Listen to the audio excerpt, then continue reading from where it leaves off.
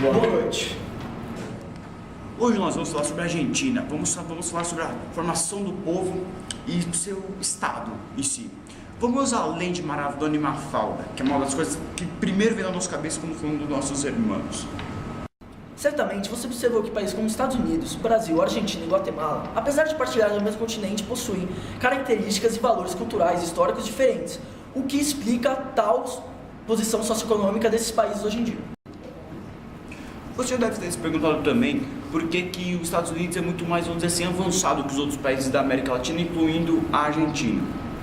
Aposto que você não sabe que no século XIX e XX, os Estados Unidos passou por grandes revoluções, tanto econômicas, científicas, de infraestrutura, que assim ajudaram demais o país a avançar. Como sabemos, a Argentina foi colonizada pelos espanhóis, que quando chegaram ao país, encontraram povos indígenas, os querandins e os quichuas. A independência ela foi liderada por San Martín nas primeiras décadas do século XIX, líder revolucionário que é até hoje aclamado no seu país. A partir de então, vários conflitos civis aconteceram na Argentina, envolvendo índios, crioulos, porteños, e que com essa mistificação de raças se interagindo em um só lugar, começou a criar o povo atual da Argentina.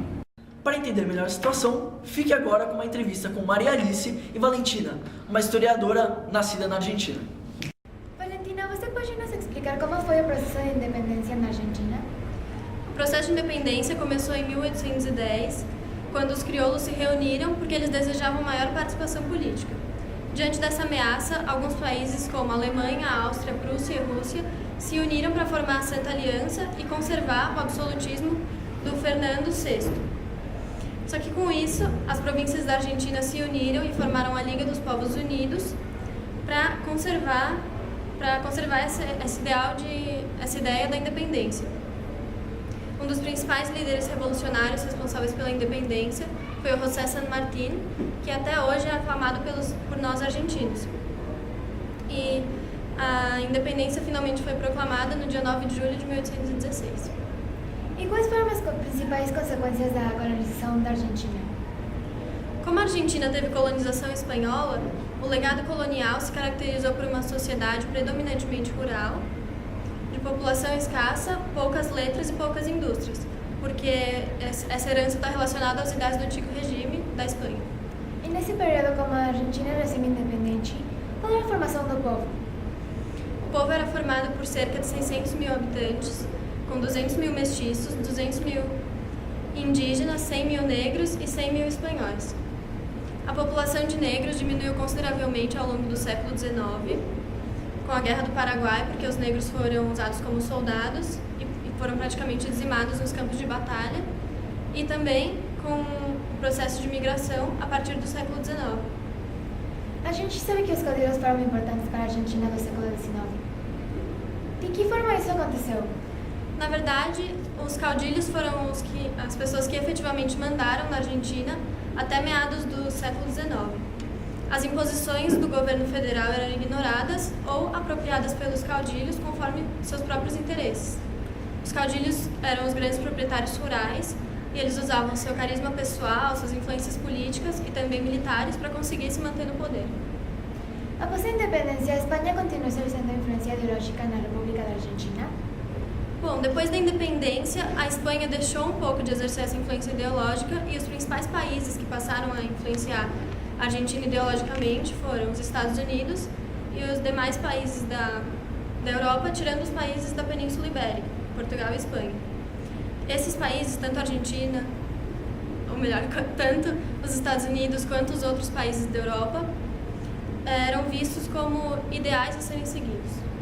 E como se deve a relação entre os indígenas e os moradores de Buenos Aires?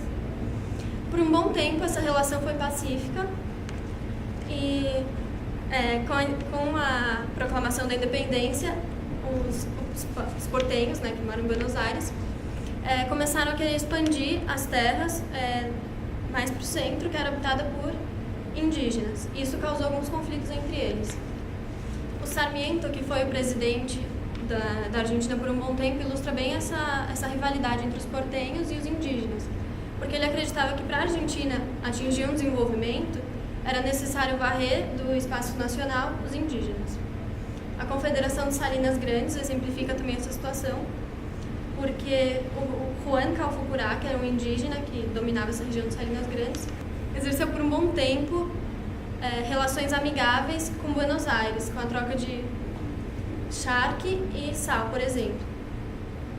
Com a deposição do ditador, essas relações foram cortadas e se tornaram menos pacíficas, e por isso a maioria dos indígenas foi dizimada por causa dessa luta entre as pessoas de Buenos Aires e os indígenas. Como a Argentina atingiu um desenvolvimento tão grande e surpreendente no final do século XIX? No final do século XIX, com a queda da última resistência à centralização política, os liberais começaram a desenvolver procedimentos para atingir um desenvolvimento considerável na Argentina. Com isso, houve várias construções de ferrovias, também de escolas, bibliotecas, tudo isso voltado para uma igualdade dentro da população e também para um desenvolvimento. E como foi o processo de migração na Argentina? O processo de migração começou especialmente depois do século XIX, e os principais imigrantes que vieram para a Argentina foram os italianos. E isso, além de ter causado um embranquecimento da população, como eu já disse, também levou à formação dos bairros mais simples e da consequente desigualdade social, porque os imigrantes, na maioria das vezes, iam morar nos cortiços. Tá. Muito obrigada, Valentina, por ter nos dado toda essa informação. Imagina. Fique agora com uma reportagem exclusiva do repórter Daniel Grifo.